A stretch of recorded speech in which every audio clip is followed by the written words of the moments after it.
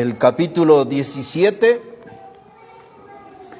Evangelio de Juan, capítulo 17, y vamos a poner nuestra mirada en el versículo 12.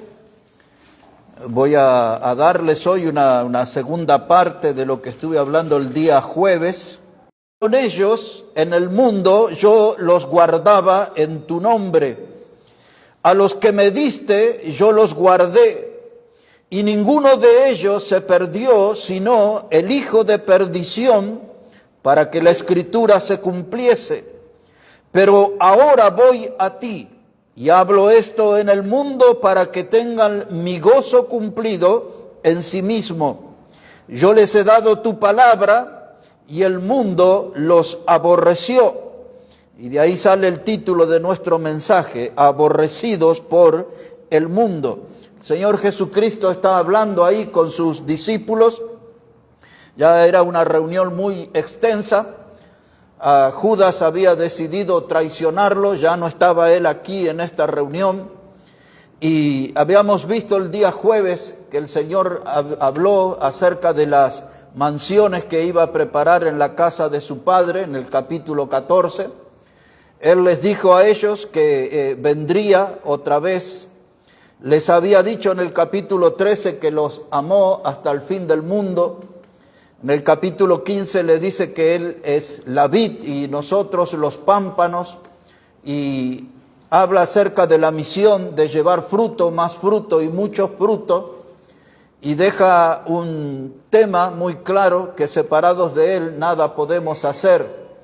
En el capítulo 16 Él está hablando del Espíritu Santo que iba a venir para hacer morada en nosotros. Él hablaba acerca de que en el mundo se iba a tener aflicción, pero que confiáramos, Él ha vencido al mundo. Él hablaba de la paz que dejaba, mi paz os dejo, mi paz os doy.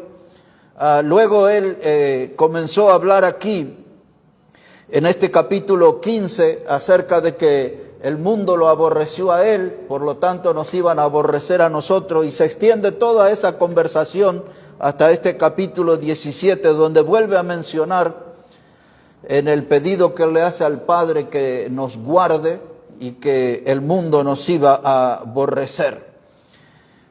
En otras palabras, hermanos, el mundo plantó bandera de enemistad con nosotros, los cristianos. Lo que dije hasta ahora corresponde a la clase anterior. Lo primero que digo para la de hoy es que el mundo ya plantó una bandera de enemistad contra los cristianos. La actitud del mundo hacia nosotros no es cariñosa. El mundo no nos ofrece ninguna clase de mimos, ni de caricias, ni de bienestar. El mundo quiere tener un conflicto con nosotros, con los hijos de Dios. Y ese conflicto es inevitable porque forma parte de una profecía. El Señor dijo, el mundo nos iba a aborrecer. Para los que no estuvieron el jueves, la palabra aborrecer tiene muchos sinónimos. Uno de ellos es odio. Así que lo que el Señor está hablando es que el mundo iba a tener odio por nosotros, por los cristianos, por los hijos de Dios. Otro de los sinónimos de aborrecer es desprecio. Dice el Señor que a Él lo aborrecieron. Él también, decía Isaías, fue despreciado y desechado entre los hombres. El mundo mostrará también un desprecio por nosotros, los seguidores del Señor. Esa palabra aborrecer también, de acuerdo al contexto, significa un rechazo, y también significa asco. El mundo eso es lo que siente por los hijos de Dios. Sienten asco, antipatía. Así que creo que queda claro, hermanos, que somos el objeto de odio del mundo. El mundo nos tiene en la mira y donde nos encuentren van a querer descargar su odio. El odio ese tiene varios orígenes. El odio puede ser porque somos hijos de Dios y ellos son hijos del maligno, ¿no? El odio también puede ser, hermanos, porque nosotros somos gente de fe. Ellos están en la incredulidad. Nosotros, hermanos, somos herederos de la vida eterna. A ellos les espera un fuego eterno en el infierno. El mundo, hermano, no tolera la predicación. Si hablamos de pecado, ya le cae mal. Si hablamos de juicio, de condenación, de infierno, ya el mundo entra en un estado de locura contra los hijos de Dios. Si nosotros hablamos de santidad, les pone mal. Si hablamos de la iglesia, se pone el mal. Si le hablamos de Dios, se pone el mal. Si le hablamos de Cristo, se pone el mal.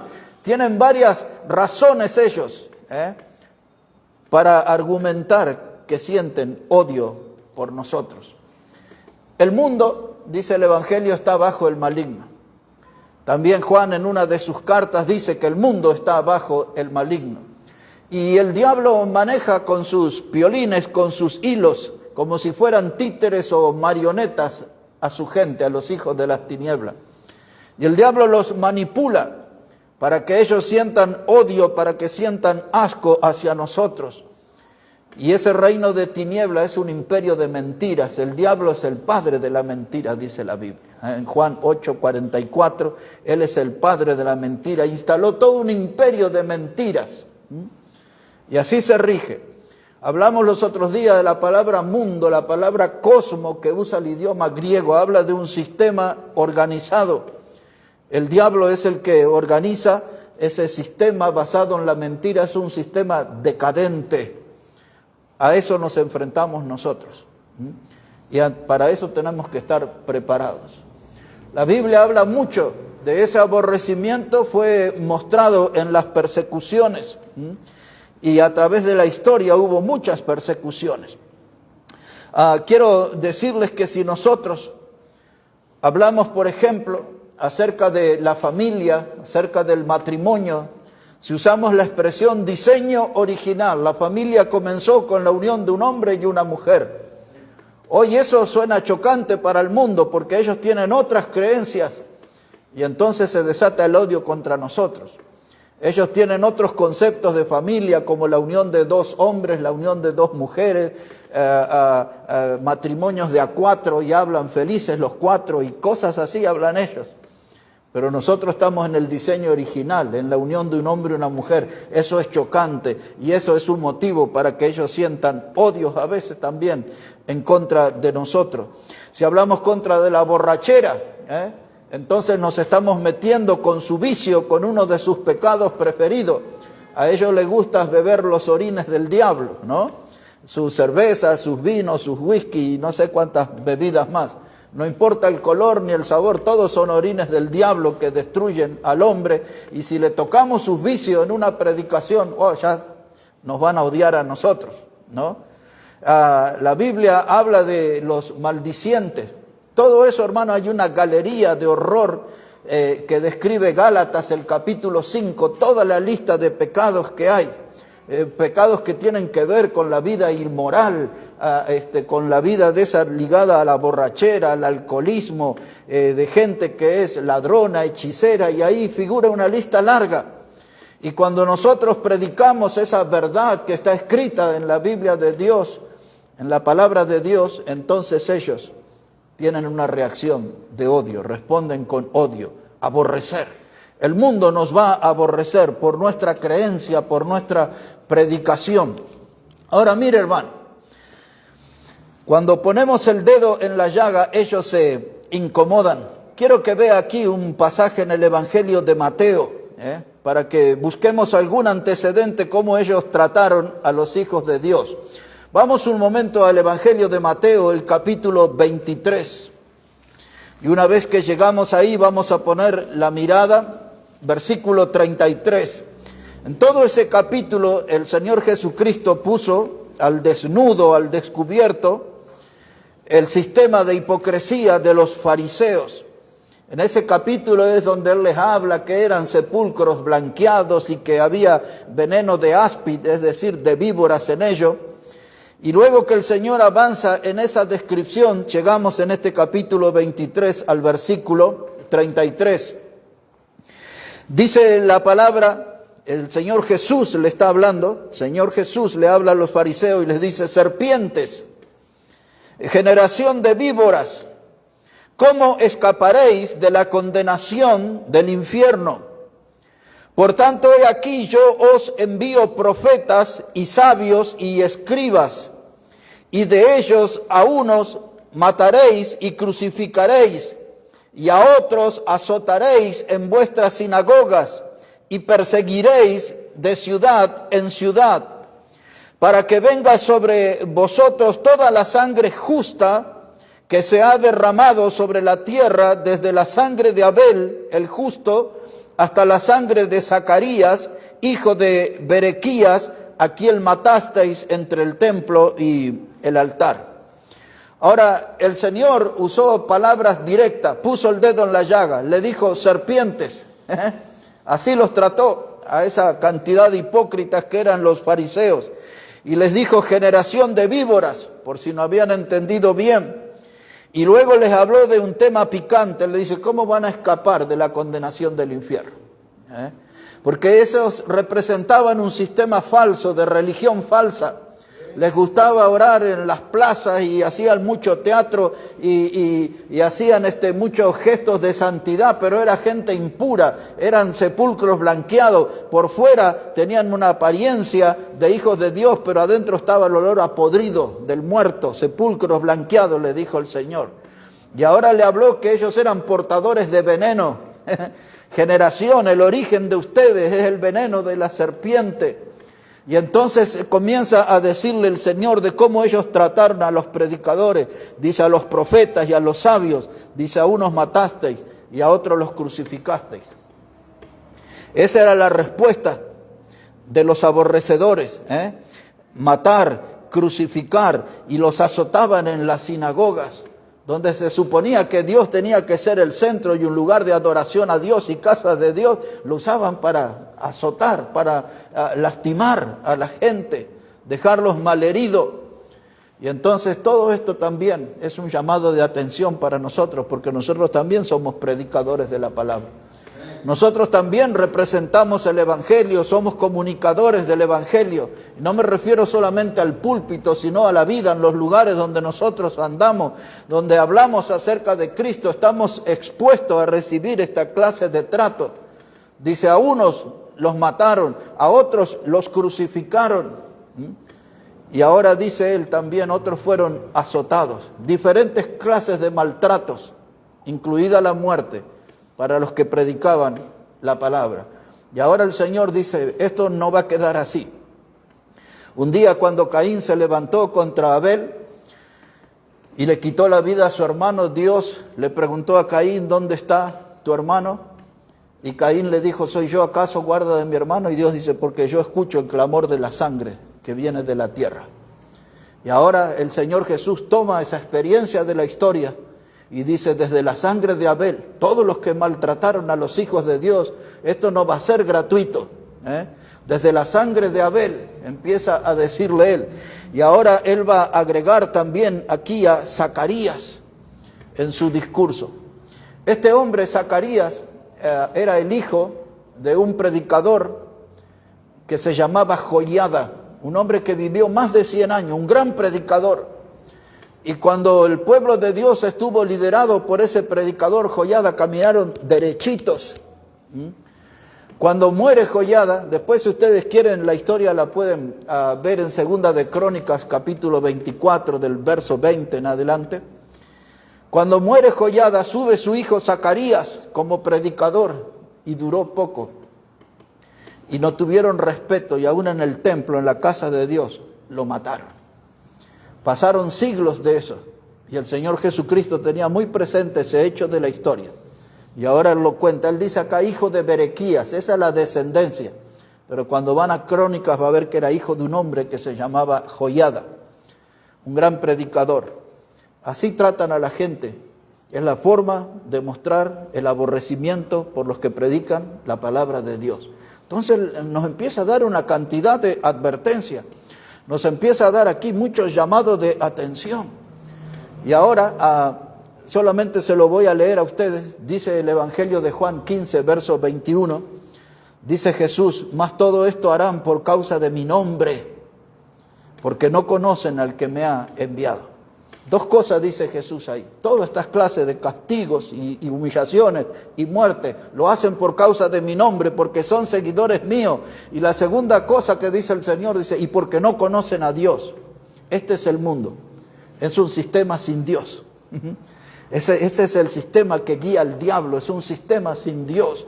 Por eso viven en tinieblas, no conocen a Dios. Y esa es nuestra misión, darle a conocer al Señor.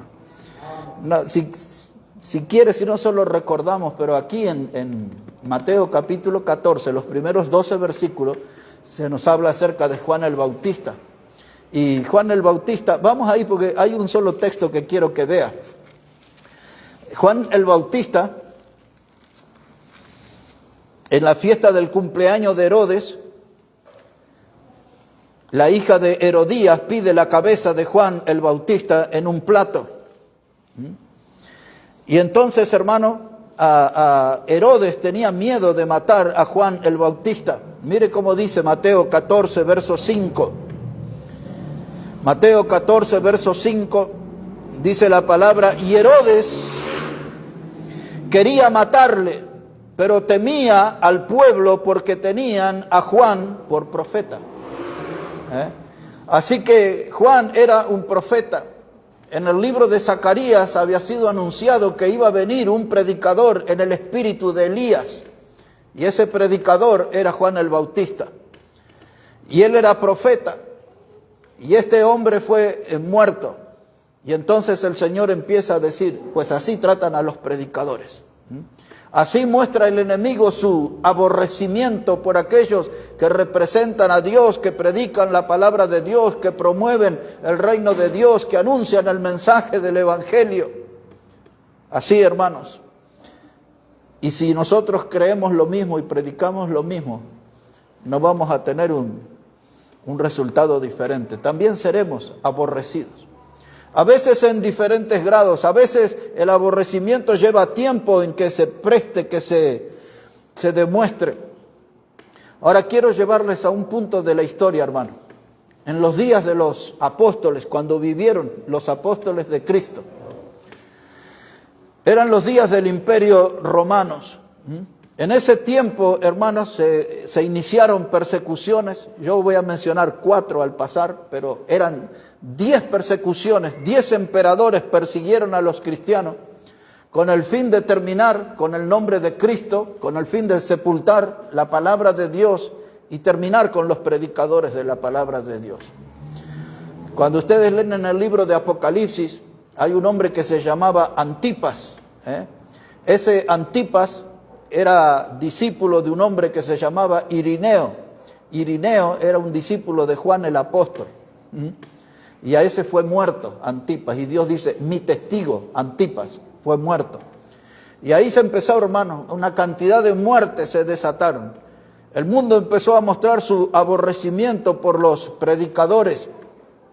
Y entonces, mis hermanos, aquí está en el Mateo, mire, capítulo 22, un poquito adelante vamos. Quiero citarles una frase del Señor muy conocida y de ahí vamos a hacer una breve descripción de cómo era el aborrecimiento a través de las persecuciones en los días del Imperio Romano, en los días que vivieron los apóstoles. Mateo 22, versículo 17, dice la palabra de Dios, pero Jesús, conociendo la malicia de ellos, les dijo, ¿por qué me tentáis, hipócritas?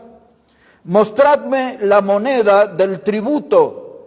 Y ellos le presentaron un denario. Entonces les dijo, ¿de quién es esta imagen y la inscripción? Y le dijeron, de César.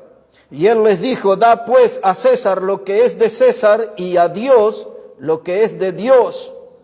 Y oyendo esto se maravillaron. Ahí está, hermano. Dice el Señor, dadle a César todo lo que es terrenal, lo que tiene que ver con el materialismo. Si esto es de César, déselo a César. Pero el hombre es una creación de Dios. La salvación eterna es una obra de Dios. Pero sepan reconocer a Dios lo que es de Dios. Y ahora allí, hermano, el no reconocer al César como el Dios, porque el César se presentaba como el Dios. Entonces uno era acusado de traidor, era acusado de sedición o de sedicioso, como un revolucionario, y los que tenían esa creencia todos morían en la cruz, ¿no? Los que se oponían al César. Pero el cristianismo, hermano, no participaba de la adoración de los dioses romanos. Ellos tenían una enorme cantidad de dioses, de imágenes, de todas esas cosas. Muchos dioses que tenían que ver con la inmoralidad. Y los cristianos no se prestaban a eso. Los cristianos se paraban en la vereda de enfrente del libertinaje romano. Y fue el libertinaje y la inmoralidad lo que hizo caer al imperio romano. Pero los cristianos no se adherían a eso, presentaban batalla contra eso. Ustedes recordarán cuando en la carta de Pablo a los romanos en el capítulo 1, y él dice, hermanos, allí, del versículo 21 al 32, solo lo recuerdo, no es que lo vamos a leer. Él habla que la ira de Dios se manifiesta contra los hombres que con injusticia quieren detener la verdad. Y luego él empieza a hablarles que ellos cambiaron la verdad de Dios, ¿no? Y lo transformaron en una imagen de cuadrúpedo, de reptiles, empieza a hablar así. Y luego pasa a otra escena y le dice Pablo, y hasta cambiaron el uso natural, dejando de usar los hombres a las mujeres y se unieron hombres con hombres, mujeres con mujeres, dice, en cosas vergonzosas, ¿no? Y empieza a hacer toda una descripción. Ese era el mundo romano, el libertinaje de los romanos, y a eso se oponían los cristianos. Por eso en el imperio romano eran aborrecidos y eran perseguidos. Y el mundo los aborrecerá. Desde aquellas primeras horas nuestros hermanos en la fe fueron aborrecidos, perseguidos. Pero no solamente eso, hermanos, de que no se adherían a todas esas fiestas inmorales y paganas, sino que el pararse firme en la fe derrumbaba, hermanos, que las creencias, dejando los templos paganos vacíos. Ya casi nadie iba porque la gente se convertían. Y ustedes recuerdan, 4.000 una vez, 5.000 otra vez, 3.000 en Pentecostés. La gente se convertía y ya no participaban más de eso. Y ahora la economía era afectada porque muchos de esos dioses exigían sacrificios como de animales. Y había todo un mercado y la gente iba y compraba animales y sacrificaba a los distintos dioses. Ahora ya nadie ponía plata porque se habían convertido a Cristo. Entonces los templos quedaban vacíos, la economía se caía de esto.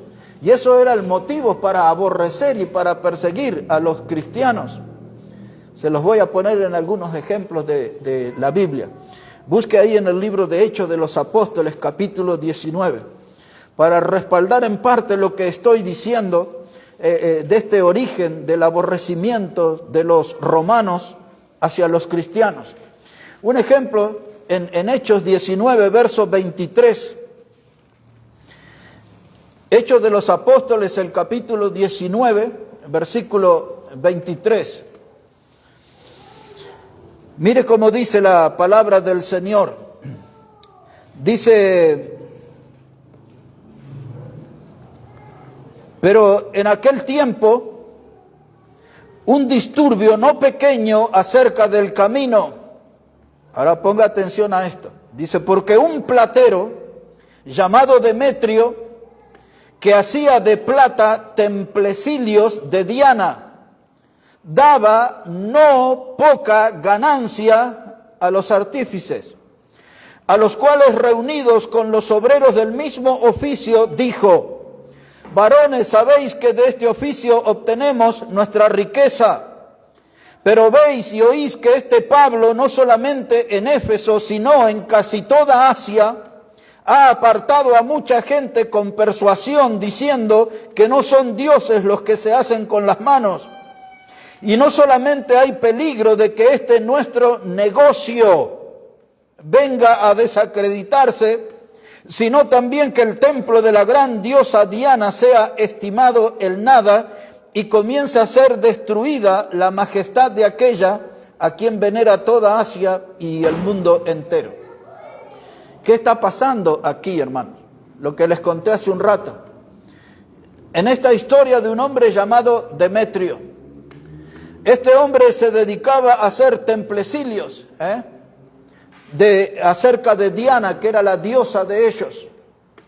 Y hacían ahí sus templos, como lo hacen en la Basílica de La Plata, de Luján y de Urcupiña y del que quiera.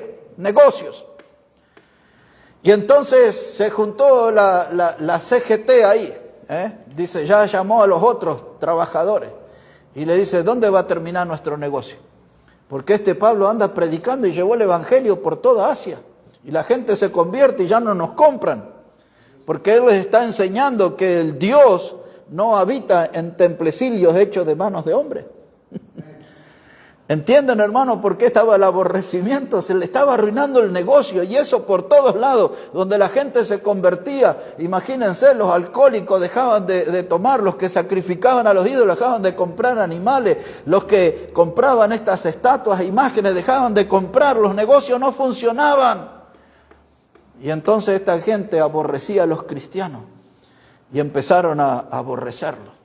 Esta historia es muy interesante, después si ustedes la siguen leyendo.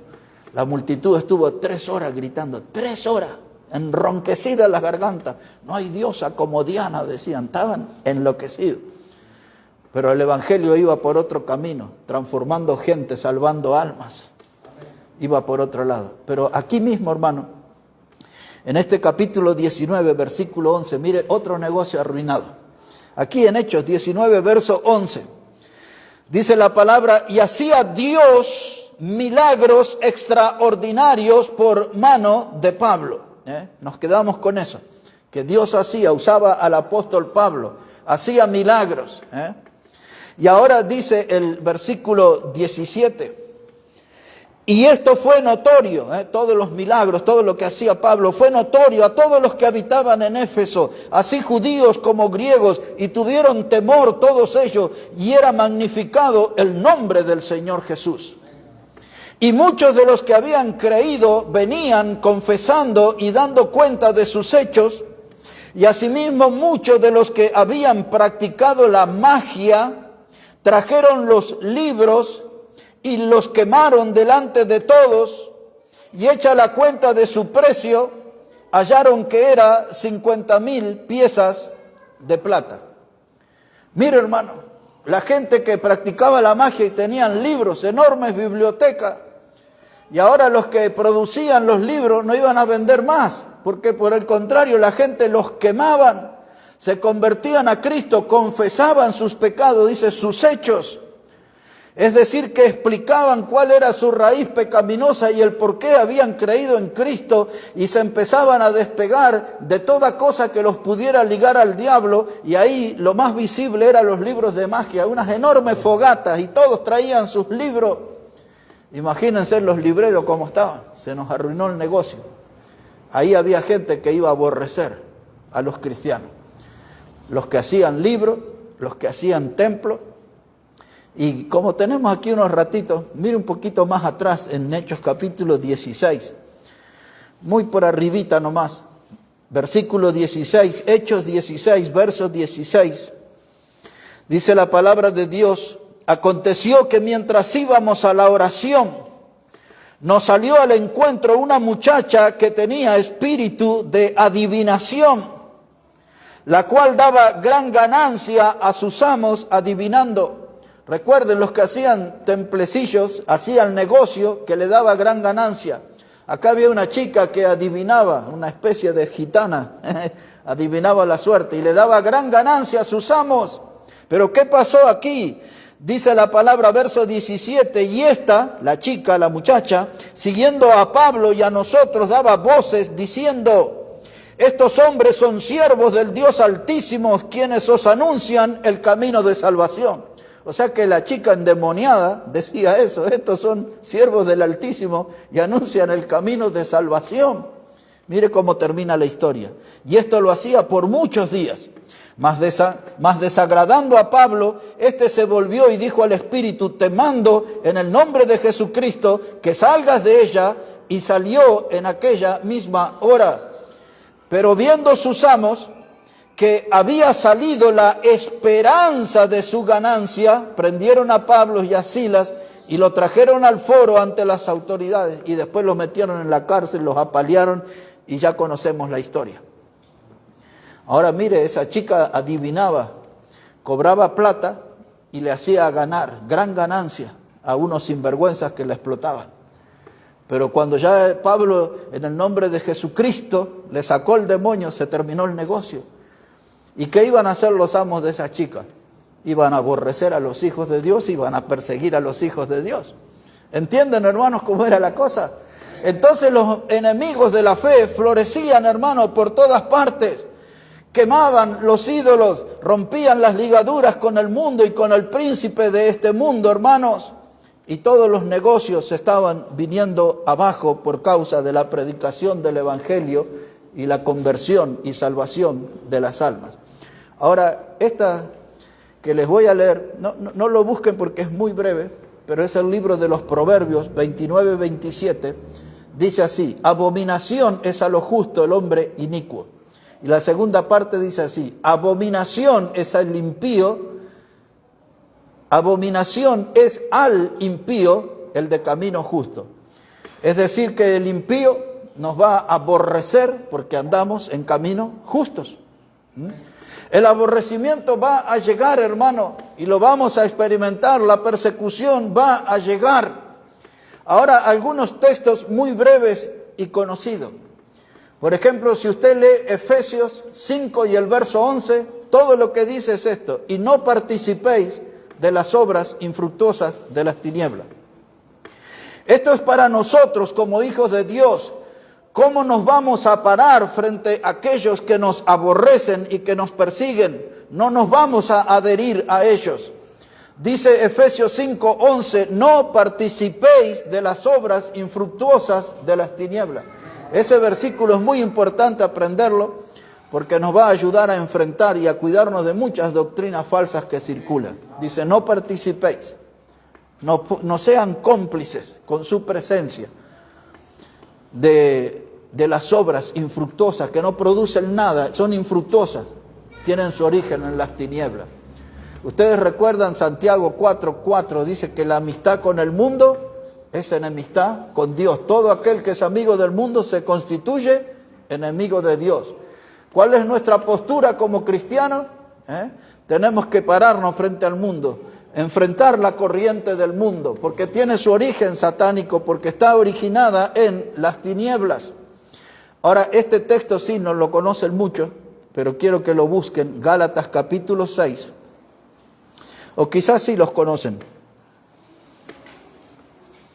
porque es donde nosotros tomamos el himno en el Monte Calvario, se origina en este texto. Pero quiero que vea esto, hermano, Gálatas 6, verso 14, dice el apóstol Pablo, pero lejos esté de mí gloriarme, sino en la cruz de nuestro Señor Jesucristo, por quien el mundo me es crucificado a mí y yo al mundo. Cuando la gente nos aborrece, nos persigue, hermano, ¿cuál es mi postura? Yo, hermano, tengo que enfrentar al mundo, tengo que crucificar el mundo me es crucificado. Todo lo que es mundano, yo tengo que tomar una posición contraria, porque sé por la Escritura que el mundo me aborrece y yo no quiero estar con quien me aborrece, quien me desprecia, me odia, por quien siente asco por mí. No quiero estar con ellos, no quiero ser parte de ellos. Entonces yo tengo que crucificar el mundo. Mis hermanos, vamos a las persecuciones. Y ahí ya a través de eso vamos a entrar en la parte final de nuestro mensaje. La primera persecución que vemos aquí en el libro de Hechos, ahí vamos a ver 4 persecuciones. De cómo se originan, para que vea cómo el mundo muestra su aborrecimiento, lo que el Señor Jesús habló en Juan 15 y en Juan 17, que el mundo nos iba a aborrecer. Primera persecución, Hechos capítulo 4. En el capítulo anterior se había sanado a aquel hombre que tenía casi 40 años en la puerta del templo de la Hermosa, y eso usaron después para llevarlo a la cárcel a los predicadores, Pedro y Juan. Pero mire qué pasa, cuál es la respuesta de estos hombres frente a la persecución. Hechos 4, verso 18. Dice, y llamándolos, les intimaron a Pedro y a Juan que en ninguna manera hablasen ni enseñasen en el nombre de Jesús. Mas Pedro y Juan respondieron diciéndoles, Juzgad si es justo delante de Dios obedecer a vosotros antes que a Dios. Porque no podemos dejar de decir lo que hemos visto y oído. Y ellos entonces les amenazaron y les soltaron, no hallando ningún modo de castigarle por causa del pueblo, porque todos glorificaban a Dios por lo que se había hecho, que era el milagro, ya que el hombre en quien se había hecho el milagro de sanidad tenía más de 40 años. Ahora, hermano, ahí comienza la persecución. Ese hombre les pidió plata.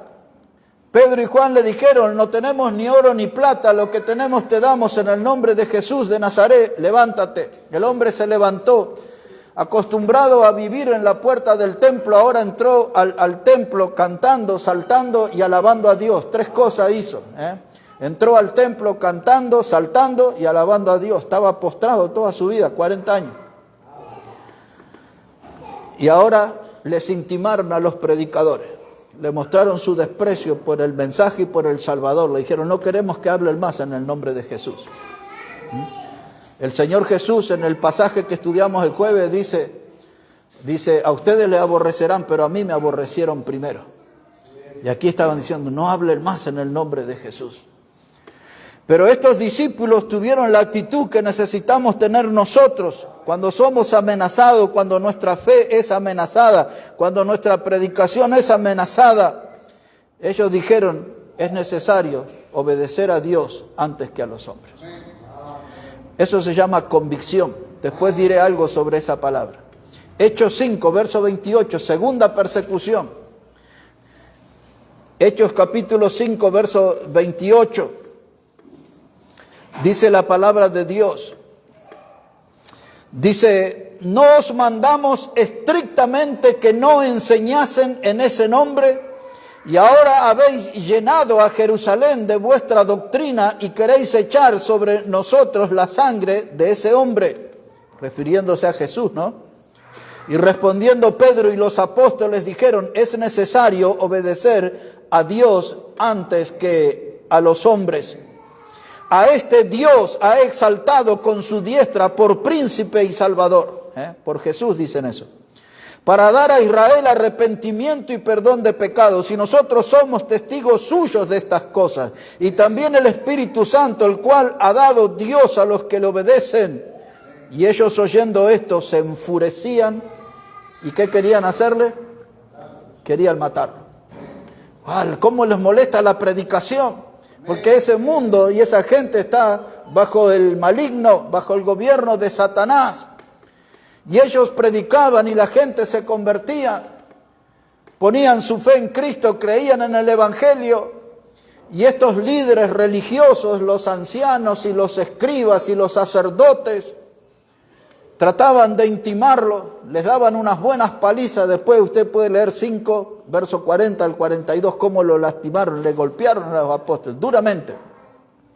Pero dice que ellos iban por todas partes hablando acerca del Evangelio de Jesús.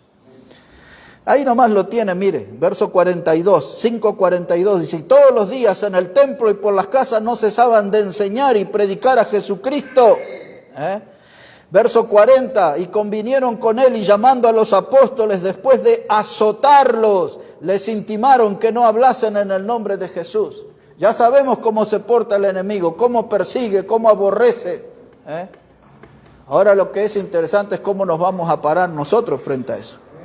¿Cuál va a ser nuestra actitud? Porque hay mucha complicidad en el cristiano, hay mucho cristianismo cómodo, que en ningún lado lo aborrecen, todos lo aceptan como uno más, porque no hay evidencias de que son cristianos, no se comportan como cristianos. Hablan como mundanos, se visten como mundanos, andan en todas las actividades de los mundanos, se los ve poco en la casa de Dios, en el camino de la fe. Entonces los mundanos no le hacen nada. Pero cuando alguien se para y predica la verdad, cuando alguien se para y se identifica con el Evangelio, cuando alguien se para y dice que Cristo es su Salvador, estas cosas van a pasar. Les van a intimar, los van a amenazar, los van a azotar, los van a llevar a la cárcel y los van a matar. Hay unos 250 millones de cristianos perseguidos en el mundo en estos días que estamos viviendo nosotros. Eso no sale todos los días en las noticias, pero están siendo perseguidos. Y vemos en algunas noticias de hermanos masacrados, quemados adentro de los templos, principalmente en lugares de África estamos viendo eso. La cosa es tremenda. En China la persecución que hay a nuestros hermanos, cómo son sometidos. Pero sin embargo la iglesia está creciendo mucho en China. Mis hermanos, dice aquí, primera persecución, segunda persecución, la tercera, aquí en Hechos capítulo 6, verso 8. Dice la palabra, y Esteban lleno de gracia y de poder hacía grandes prodigios y señales entre el pueblo. Y entonces se levantaron unos de la sinagoga llamada de los libertos y de los de Cirenes, de Alejandría, de Cilicia y de Asia, disputando con Esteban. Pero no podían resistir a la sabiduría y al espíritu con que hablaba. Entonces sobornaron a unos para que dijesen que le habían oído hablar palabras blasfemas contra Moisés y contra Dios. Mire cómo actúa el enemigo. Habían unos soldados que fueron sobornados para que dijeran, nosotros nos dormimos en la guardia, vinieron los apóstoles y se robaron el cuerpo de Cristo. Él no resucitó, sino que sus apóstoles se lo robaron. Juan el Bautista le habló a los soldados y le dijo que ellos no aceptaran soborno. Era muy común. El soborno, los sobres, los ensobrados dicen hoy, ¿no? Ya había sobres en aquellos tiempos para que surgieran mentiras. Y decían, nosotros lo escuchamos a Esteban hablar mal de Moisés y blasfemar contra Dios. Y cuando la gente lo miró, si usted sigue leyendo después, se vieron que tenía el rostro como de un ángel. Y luego empezó Esteban con su discurso, hasta que llega al verso 54, y se enojaron tanto que los dientes les resonaban y lo apedrearon y le quitaron la vida al joven predicador. La tercera persecución. La cuarta persecución, ahí en Hechos capítulo 8, versículo 1, y hay muchas más persecuciones, pero aquí lo voy a dejar porque tenemos que volver a casa hoy, ¿no? Dice Hechos capítulo 8, versículo 1, dice, y Saulo consentía en su muerte, en la muerte de Esteban. Y en aquel día hubo una gran persecución contra la iglesia que estaba en Jerusalén, y todos fueron esparcidos por las tierras de Judea, de Samaria, salvo los apóstoles.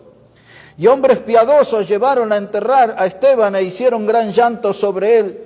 Y Saulo asolaba la iglesia, entrando en casa por casa, arrastraba a hombres y a mujeres y los entregaba en la cárcel.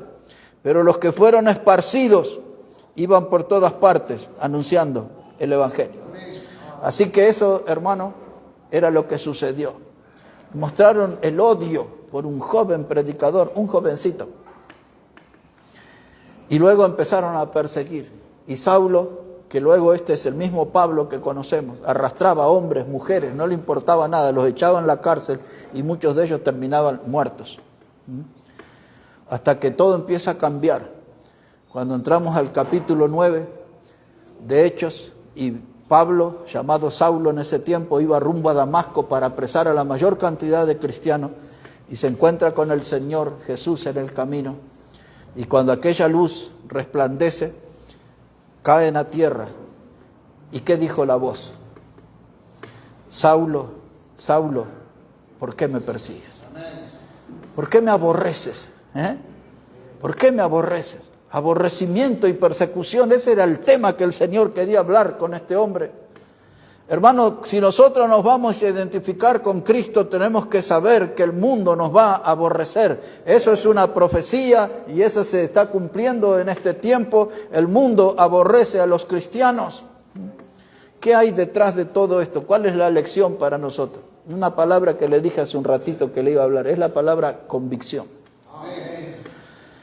Frente al aborrecimiento, al odio, al asco que el mundo siente por nuestra fe, nosotros respondemos con convicción, con una convicción bíblica.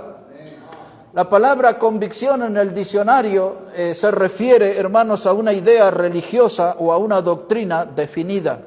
Y eso es lo que necesitamos nosotros, definirnos en la fe. Somos gente definida en la fe, pertenecemos al Señor, somos del pueblo de Dios. Y nos plantamos, así como el enemigo planta su bandera de enemistad, nosotros plantamos nuestra bandera en la fe. Recordamos cuando Judas dijo combatir ardientemente por la fe que ha sido dada una vez a los santos. La palabra convicción, hermano. Se refiere a algo a lo cual yo estoy fuertemente adherido. A algo a lo cual yo estoy fuertemente adherido. No soy un cristiano a medias, no soy un tibiecito, no, yo estoy bien en serio, estoy bien ligado a Cristo. Estoy identificado con Cristo. Lo que hice cuando me bauticé, lo sostengo en el tiempo, me identifico con Cristo, en su muerte, en su sepultura y en su resurrección. A eso se refiere la palabra convicción, estar fuertemente adherido a algo, nosotros a Cristo. Cuando hablamos nosotros, hermanos, de una convicción bíblica, estamos hablando de pensar y de actuar conforme a la Biblia. Cuando hablamos de convicciones bíblicas, estamos hablando de pensar y de actuar conforme a la Biblia. No que creo una cosa y hago otra. Como decían en mi niñez, es como el cura Gatica, predica pero no practica. No quiero ser como el cura ese. Si yo tengo una convicción bíblica, lo que predico lo vivo. Estoy de acuerdo con lo que predico. Busco estar a la altura de lo que predico. Busco estar a la altura de lo que creo. Porque si no hago eso, voy a ser un actor. Y actor es la palabra para hipócrita. ¿Se acuerdan? Alguien que tiene doble vida. Convicción, hermano, es la creencia que le da forma a mi comportamiento. Convicción es la creencia que le da forma a mi comportamiento. ¿Por qué en los problemas familiares, yo que soy creyente, no estoy en las peleas? ¿Por qué no se mete? Porque la Biblia dice, mientras dependa de mí, yo tengo que tener paz con todo. Entonces, ustedes peleense por la herencia, por lo que sea. Yo tengo que tener paz con todo, porque es lo que creo, es lo que está en la Biblia. Entonces yo me tengo que comportar de acuerdo a la Biblia. Si la Biblia me dice que yo no tengo que andar en embriagueces o en borrachera y yo voy y le doy unos tragos, entonces creo una cosa, pero hago otra. Si yo digo que creo en el matrimonio, pero tengo un harén de mujeres, entonces no está de acuerdo a lo que creo, a lo que digo que creo. ¿Entiende, hermano? Eso es convicción, hermano. Es la creencia de darle forma a mi comportamiento. Me comporto de esta forma porque es lo que veo en la Biblia. Me comporto de esta forma porque es lo que creo de la Biblia. Y yo vengo a la iglesia porque quiero aprender de la Biblia para mí. Y cada vez aprendemos algo de la palabra de Dios. Convicciones, hermano.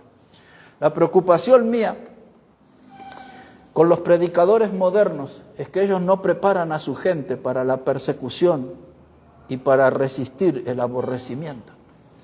Porque ellos, como ustedes saben, les hablan acerca de la prosperidad económica, de la importancia de ser poderosos en lo económico, de tener emprendimientos autosustentables. Tienen toda una forma de hablar, un lenguaje. Dice, nosotros los hijos de Dios somos los hijos del Rey y tenemos que ser exitosos. Y el éxito para ellos consiste en trascender. La persona que quiso trascender en la Biblia era enemigo de Dios, se llamaba Nimrod. Y él hizo la torre de Babel, dice, hagámonos de un nombre. Quería ser famoso, quería trascender, pasar a la historia. Los que son seguidores de Cristo son servidores humildes. No tienen nada que ver con el roce, con la fama, con la trascendencia. Y los predicadores modernos hablan así de eso y no preparan a la gente. No les hablan del arrebatamiento. ¿Sabe por qué? Porque les enseñan a hacer tesoros en la tierra. Les enseñan a ver que lo importante está en la tierra, pero la Biblia dice que un día nos vamos, va a sonar la trompeta y nos vamos con Él. Eso hay que enseñarle a la gente. Y por creer eso nos tratan de locos y también nos van a perseguir. El mundo, mis hermanos, aborrece a los cristianos porque es muy claro que somos diferentes a ellos. Nosotros ya no somos de este mundo. Dice Pablo, le escribe a los Filipenses capítulo 3 y el versículo 20, le dice así, Filipenses 3:20, dice Pablo, nuestra ciudadanía es celestial, de donde esperamos al Salvador. Hermano, tenemos documentación celestial y ese es un motivo para que el mundo nos aborrezca. Somos extranjeros, somos peregrinos, el mundo no es nuestro hogar. Claramente habló nuestro Salvador, no hagan tesoros en la tierra donde la polilla y el orín corrompe. ¿Qué hacen todos estos predicadores? Les enseñan a hacer fortuna a la gente. no los preparan para el aborrecimiento, pero muchos de ellos que ni salvos son, escuche eso, muchos de estos que ni salvos son, también van a ser perseguidos, porque ellos son cristianos nominales, tienen el nombre, no tienen la convicción, no tienen la salvación, pero ellos cuando digan que son cristianos, también van a ser aborrecidos, o sea que la van a ligar también. Mis hermanos, dice el Señor Jesús, seremos aborrecidos por el mundo. Vamos a Juan capítulo 15, que leímos el jueves, y ahí vamos a terminar. Evangelio de Juan, el capítulo 15. Y mientras buscamos ahí, yo le voy a leer después una profecía del Antiguo Testamento, y ahí terminamos. Evangelio de Juan, el capítulo 15, versículo 23. El jueves comenzamos leyendo en el 28, pero voy a retomar aquí en el versículo 23, Evangelio de Juan, capítulo 15, verso 23. Está hablando el Señor Jesucristo y dice así: el que me aborrece a mí, también a mi Padre aborrece. Si yo no hubiese hecho entre ellos obras que ningún otro ha hecho, no tendrían pecado. Pero ahora han visto y han aborrecido a mí y a mi Padre. Pero esto es para que se cumpla la palabra que está escrita en su ley. Sin causa me aborrecieron. Ahora, la reflexión final. Dice el Señor, ese aborrecimiento del mundo es para que se cumpla lo que está escrito en la ley. Sin causa me aborrecieron. Ahora, el mundo puede aborrecernos a nosotros, porque tenemos muchas clases de pecado. Y los que ya tenemos más años, hemos pecado más todavía. Entonces el mundo puede tener argumentos para decir, este pecado, este andaba en tal cosa, este dijo tal cosa, este practicaba tal cosa. Y pueden señalarnos y no podemos defendernos porque somos pecadores. Pero dice el Señor Jesucristo, dice, a mí sin causa me aborrecieron. Él no tenía pecado. Y mostraron todo el desprecio. Lo vimos en el Antiguo Testamento, en el Salmo 22. ¿Se acuerda? Clamando en la cruz, Dios mío, ¿por qué me has desamparado? Luego él empieza a explicar que fue tratado como un gusano. Dice, soy gusano y no hombre, soy el oprobio de los hombres, decía él. Salmo 22. Después él decía, dice, cuadrilla de malignos me rodearon, perros, fuertes toros de Basán, cachorros de leoncillos. Así él veía la multitud mostrando su odio, como perros, como leones, como toros de Basán. Y después entramos a Isaías 53, el que no tenía pecado. Y dice que lo despreciaron y lo desecharon, lo tomaron como basura. Era tan poco el valor que Isaías comienza diciendo en el capítulo 53, fue subiendo como el renuevo de una tierra seca. El valor que le dieron a Jesús es el que se le da a un yuyo en el desierto perdido. Como el renuevo de una tierra seca. No había en él ni poder ni hermosura. Pero dice Isaías, nosotros le veremos sin atractivo para que le deseemos. Y habla de cómo él terminó en la cruz. En ese capítulo 53 de Isaías, en la parte final, dice, cortado fue entre los vivientes. O sea, anunciaba que iba a ser muerto a través de un acto de violencia en la cruz. Cortado fue entre los vivientes. ¿Y cuál era la actitud del mundo? Dice, nosotros le tuvimos por herido, por azotado de Dios. Pero dice, él fue herido por nuestro pecado, molido por nuestro pecado.